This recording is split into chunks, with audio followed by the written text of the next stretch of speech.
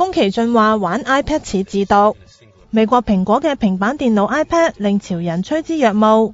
鋼琴家郎朗演奏古典音樂用 iPad。外國媽媽玩 iPad， 連特首上答問大會都用 iPad。但日本動畫大師宮崎駿就狂踩 iPad。佢最近接受訪問，將 iPad 形容為一部似遊戲機嘅嘢，仲話啲人喺火車上邊玩 iPad 嘅動作好似自毒。點解宮崎駿對 iPad 咁反感呢？其實佢一向討厭科技，到而家仲堅持用紙同筆畫畫，屋企冇電腦冇傳真機，甚至唔會用 email， 需要嗰陣仲係用紙筆寫信。宮崎駿亦討厭冇創意嘅羊群效應，無論係越嚟越多人喺火車睇漫畫，定係喺火車用手機，總之大家一窩蜂做同一件事，佢都難以忍受。